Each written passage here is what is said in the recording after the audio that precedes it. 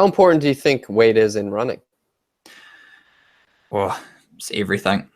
It's just so important. Because when we look at running, you're fighting gravity in a lot of different ways. Obviously, there's the running uphill, but every single stride you have to lift your body up and forward, and then you have to catch yourself in terms of when you land on your foot, and then your leg sort of compresses like a spring.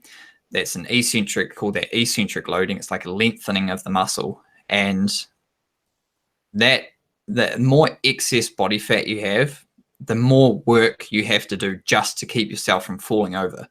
And then you have to generate more force to get yourself back up and forward again. And so that's just on the flat. If you then have to start running up a hill, you're just losing so much speed. You're just literally just wasting energy, just trying to carry body fat through space and time. And so if you're able to lose body fat, not functional muscle mass, there's no question you'll go faster. Yeah, I mean, this is kind of one reason why a sprinter might not be a very good endurance runner. So even though they're amazing athletes, they have all this extra mass that they need to carry across, say they're doing a marathon. A sprinter might not be able to run a marathon super well, even though they're super fit. And it's important to understand, like, functional muscle mass. Biceps on a marathon runner are pointless.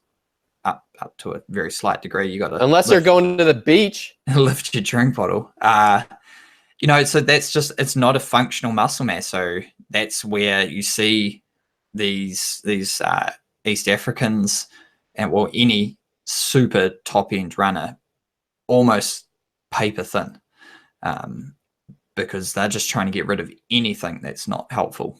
Yeah, I think, don't runners do something crazy? Like, I think you were telling me a long time ago about functional dehydration for certain kinds of running, where you kind of dehydrate a little bit so you're not carrying around the extra water weight. Yeah, trying to incorporate your level of hydration and dehydration throughout the race. I'm not sure if they're still doing that. I just read a couple papers on them trying to do it.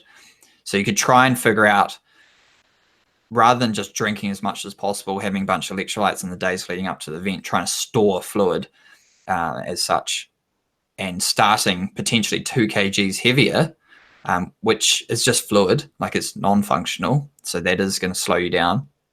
Trying to start at the point, like, where is that point on the bell curve at which you can be hydrated, but not overhydrated or underhydrated? And then how much water weight can you afford to lose over the course of the marathon?